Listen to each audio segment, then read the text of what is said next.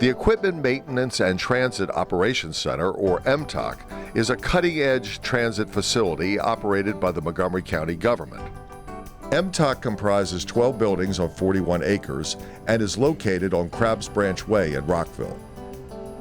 Built in September 2013, MTOC's design incorporates energy efficiency, best practices, and cost-saving techniques. MTOC has achieved LEED Gold, a prestigious certification given to green buildings. Recently, we tagged along on a tour as part of the Better Buildings Summit, sponsored by the U.S. Department of Energy. So, good morning. My name is Rasa Davudpour. I'm a mechanical engineer by the education, and I'm a program manager, and this is one of my projects. My name is Bill Griffiths. I am the Montgomery County Fleet Director. This is one of my buildings, and Rasa helped us get this thing done, so here to tell you all about it. This is a very unique building. Out of this facility, we maintain and service about 1,000 pieces of heavy equipment, and that's everything from dump trucks to the liquor trucks that deliver all the liquor in the county-owned liquor stores, heavy equipment, motor graders, backhoes, things of that nature. And on the other side, we maintain about 150 transit buses. Majority of them are compressed natural gas. There's a bus servicing and cleaning facility here. This is like a mini city here. This place runs 24 hours a day, 365 days a year. Even when it snows, this place is operating. And it does it using the latest in sustainability. This includes solar panels, solar lighting, recycled water, low flow plumbing, low maintenance landscaping, and green roofs. There's minimal maintenance, no watering involved with it. 12 buildings, 4 acres of a vegetated roof. That's very impressive.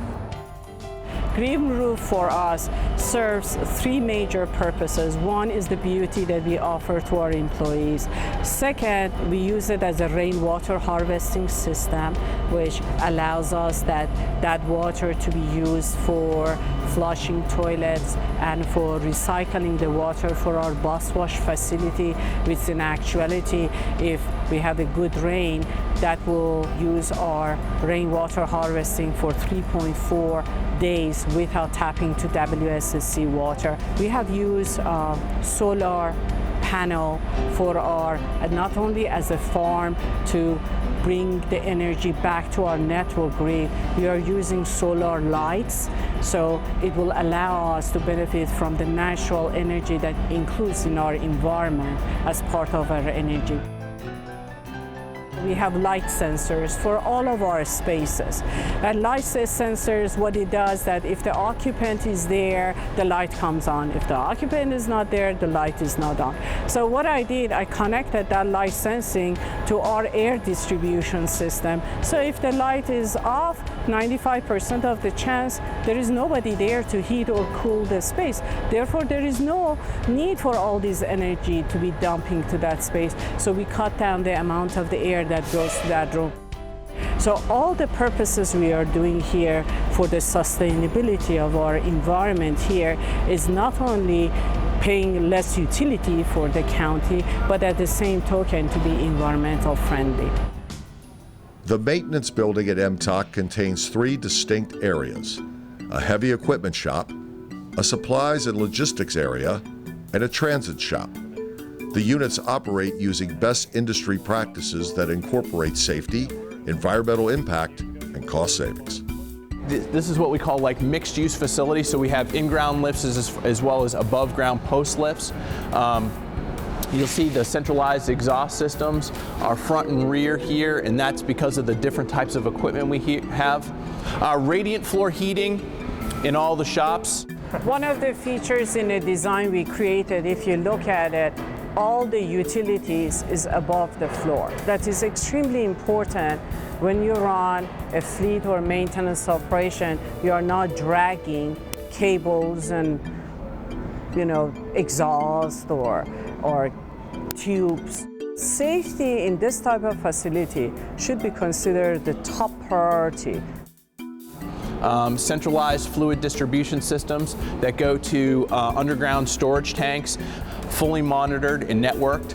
There are central points of collection for waste oil, waste antifreeze, waste fluids, where the guys can pump things directly into containers, roll it over, and then suck it right out of that container.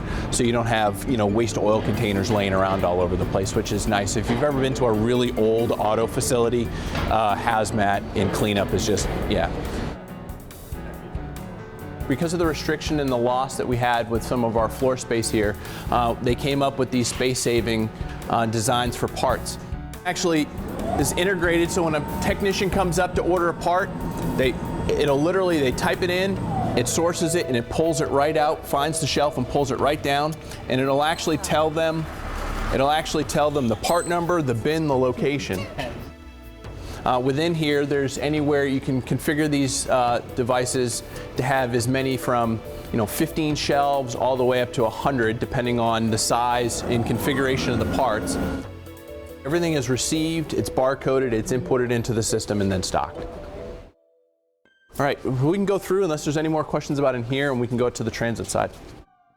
A little bit different of a design here with buses. All the businesses in the back of the bus, the engine, the transmission, most of the major componentry is in the back of the bus, so you'll notice 99% of the buses are backed in. 4-post lifts above. All radiant floor heating in here too as well. Some other unique features is we actually have the flat lifts, and then we have pit bays, so the guys, when they're bringing something in for preventive maintenance or inspections, can actually work underneath, raise the pneumatic lift up underneath, and travel the whole length of the bus to do inspections. We call this building the service lane. Underground, underneath, is where the 40,000 gallons of water storage is. It's in between these two buildings. So I tell people the busiest time for us is actually between like 8 p.m. and 2 a.m. This place is actually really crazy busy. All the buses are coming back in at the end of the night. They all get their fare dropped, whatever's left, and then every night we're literally fueling, servicing, and cleaning every single bus to make sure it's ready to go the next day. It'll come in, all the fluids are checked, the bus is completely vacuumed, disinfected in the inside, and then the bus goes through the bus wash and then back out. And we're washing buses probably about 280, 290 days a year here. So I was told between 60 and 70% of the wastewater that's used from the bus wash is then recycled and then goes back into a filtration system and dispensing system. So they'll come in, the compressed natural gas pumps are on the outside. We can fill a bus in about 90 seconds. So 4 600 horsepower aerial compressors. We have 150 PSI coming in from Washington Gas on the other side. It goes through a dryer and then it gets pushed through to all 4 compressors. And then the compressor actually then pumps it up to 6,500 PSI and then puts it out. 75% of the buses, of the 150 buses here are compressed natural gas. And we're maintaining that out of here. This is where we in-service, this is where we dispose. This facility is very efficient. The rainwater collection through the green roofs, the green cleaning procedures that we do here, the solar, and as well as the compressed natural gas. Last year we displaced over 1 million diesel gallons. So that's not diesel that we're using in buses, we're using cleaner natural gas. One of the key points of this is also about making sure that we're protecting our environment as well.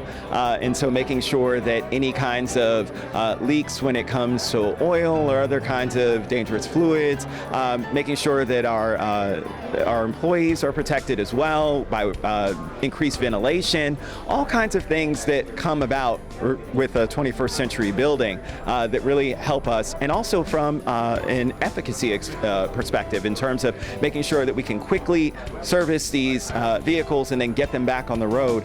All of that is a part of this facility. And so from that perspective, that's the direction we need to move forward in with all of our facilities, bringing them up to those same standards that not only protect our employees, but also the environment, and really are a better return on our taxpayer dollars.